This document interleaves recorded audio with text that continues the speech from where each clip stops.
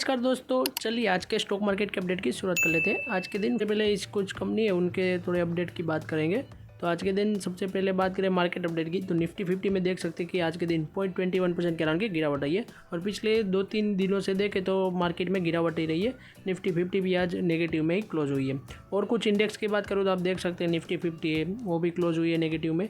Bank Nifty थोड़ी positive में close हुई थी और सेंसेक्स थोड़ी नेगेटिव में क्लोज हुआ है। फिर निफ्टी और बैंक एक्स भी वापस से पॉजिटिव में ही क्लोज हुआ है। आज के दिन टॉप लूजर की बात करें तो आप देख सकते हैं ट्रेंड में भारी गिरावट रही है 2.5% के अराउंड की। TCS के अंदर अच्छी गिरावट रही है। टाटा स्टील के अंदर गिरावट रही है। टाटा स्टील का थोड़ा एक यूके का जो प्लांट है उसके अंदर शायद से फायर यानी कि आग लग चुकी है। इस वजह से उनके ऑपरेशन थोड़े ठप हो चुके हैं, बंद हो चुके हैं। इस वजह से गिरावट रही है टेम्प्रेरी बेसिस पर। और NTPC में गिरावट रही है। HCL टेक्नोलॉजीज में देखे गिरावट रही है। भारतीय एयरटेल में गिरावट रही है और रिलायंस इंडस्ट्रीज़ में भी देखे तो गिरावट रही थी आज के दिन टॉप गेनर की बात करें तो हिंदुस्तान यूनिलीवर FMCG कंपनी काफ़ी अच्छी तेज़ी रही है। एक्सिस बैंक में अच्छी तेज़ी रही है। Adani ports and specialise economic zone shares की बात करें उसमें अच्छी तेज़ी रही है। बजाज फाइनेंस में अच्छी तेज़ी रही है और रिटेलर यानी कि जोमेटो में भी आज के दिन अच्छी तेज़ी रही थी। सबसे पहले न्यूज़ की बात करूं तो वो निकल कर आ रही है ऑस्ट्रेलिया की एक कंपनी है, वो अपना डेटा सेंटर का ऑपरेट करना चाहते हैं। एयर ट्रंक नाम की कंपनी इन्वेस्ट करने वाली है इंडिया के अंदर US बिलियन के $30 बिलियन इन इंडिया 2030 तक। यानी कि ऑस्ट्रेलिया की कंपनी है यह एयर ट्रंक जो इन्वेस्ट करना वाली है इंडिया के अंदर $30 बिलियन बाय 2030 यानी कि 2030 के आने तक यह कंपनी डेटा सेंटर के अंदर अपना बड़ा हिस्सा इन्वेस्ट करने वाली है इंडिया के अंदर। यानी कि कई सारी कंपनी है जो अभी डेटा सेंटर के लिए इंडिया आ रही है और डेटा सेंटर बनाना चाहती है। तो इसमें से एक और कंपनी का नाम जुड़ गया है, ऑस्ट्रेलिया की है, जो काफ़ी अच्छी बात है हमारे लिए। नेक्स्ट बात करूँ हिंदुस्तान जिंक, तो इनके स्टॉक प्राइस में भी भारी गिरावट रही है क्योंकि गवर्नमेंट के ने इसके अंदर करीब अपना स्टेक बेच दिया है। अप टू 5% कहा जा रहा है। इस वजह से देखें तो इनके स्टॉक प्राइस में भारी गिरावट रही है क्योंकि गवर्नमेंट अपना स्टेक बेचकर निकल चुकी है इस वजह से। नेक्स्ट बात करूं विप्रो, तो विप्रो के स्टॉक प्राइस में आज के दिन गिरावट रही है 8% के अराउंड की। After ex employ allegation to religious harassment, यानी कि उनका एक पुराना एम्प्लॉय है, एक्स एम्प्लॉय, उन्होंने ऐसा आरोप लगाया कि विप्रो के अंदर रिलीजियस हैरेसमेंट होता है, यानी कि रिलीजियस धर्म के नाम पर कुछ क्या है कि हरेसमेंट हो रहा है। इस वजह से उन्होंने ऐसा एलिगेशन लगाया है। तो विप्रो के स्टॉक प्राइस में भी आज के दिन देखे तो करीब काफ़ी अच्छी गिरावट रही थी 3.5% के अराउंड की। नेक्स्ट बात करूँ राजेश एक्सपोर्ट, जिसको नहीं पता वो कल के दिन मेरी न्यूज़ नहीं आई थी तो वो बता दूं कि राजेश एक्सपोर्ट ने अंदर काफ़ी सेबी ने बहुत बड़ी गड़बड़ी पाई है। उनके अंदर करीब 15 लाख करोड़ रुपीस का फेक इन्वॉइसेस जनरेट करके रेवेन्यू दिखाने की कोशिश की गई है। यानी कि 15 लाख करोड़ का रेवेन्यू फेक दिखाया है राजेश एक्सपोर्ट ने। ऐसा अभी के लिए सेबी का एलिगेशन है, यानी कि उसका आरोप है। तो अब देखते हैं आज के दिन भी देखें तो कंपनी के स्टॉक प्राइस में 5% प्लस की गिरावट रही थी, जो आप यहाँ पर देख सकते हैं। राजेश एक्सपोर्ट में कल भी गिरावट रही थी और आज भी गिरावट रही थी। अब देखते हैं आने वाले दिनों में क्या होता है, क्योंकि इन्वेस्टर का जो पैसा है वो तो अब डूब गया है। मगर जिसको फंडामेंटल एनालिसिस करनी आती है, जिसको कंपनी के बारे में पता है, वो पहले से इस कंपनी को निकल जा चुका होता, क्योंकि कंपनी पहले काफ़ी समय से गिरावट में रही है और उनके फंडामेंटल काफ़ी क्या है कि बेकार किस्म के हैं। इस वजह से देखें तो राजेश एक्सपोर्ट में जिन इन्वेस्टरों ने टिप के बेसिस पर या किसी दूसरे दोस्त या फिर किसी के कहने पर, रिलेटिव के कहने पर अगर इन्वेस्ट किया होगा तो उसके पैसे भी डूबते हुए नज़र आ रहे हैं।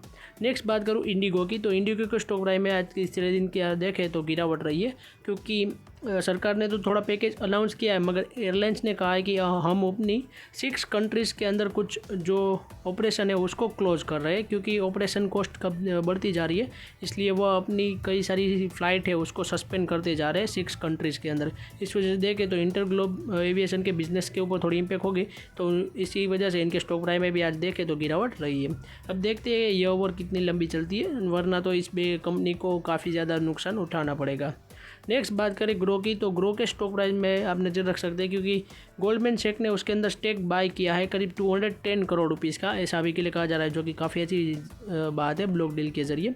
और इनके स्टॉक प्राइस में भी देखें तो आज काफ़ी अच्छी तेज़ी रही थी ग्रो के अंदर।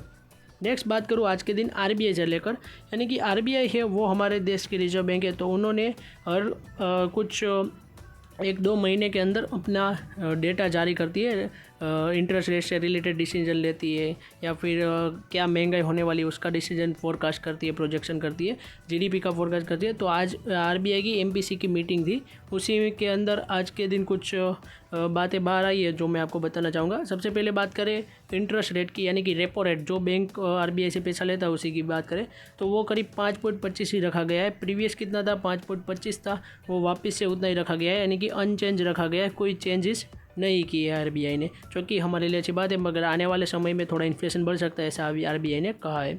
यहाँ पर आप देख सकते हैं कि आरबीआई रेसिस फाइनेंशियल ईयर 27 के अंदर इन्फ्लेशन 5.1% रह सकता है, क्योंकि फ्यूल के प्राइसेस है वो बढ़ते हुए नज़र आ रहे हैं। इस वजह से उसका इम्पैक्ट हमारी इनपुट कॉस्ट के ऊपर दिखता हुआ नज़र आएगा, ऐसा अभी के लिए आरबीआई का कहना है। यानी कि अभी के लिए जो इन्फ्लेशन है वो बढ़ने वाला है, वो तो जाहिर सी बात है, ऐसा आरबीआई का अभी के लिए कहने वाला है, जो कि काफ़ी बड़ी बात है कि हमारे आपको भी, हमें थोड़ा बहुत क्या है कि हमारे पैसे को भी बचाना पड़ेगा और उसके ऊपर ज़्यादा इंटरेस्ट कमाना पड़ेगा, तभी जाकर हम इस महंगाई से लड़ पाएंगे।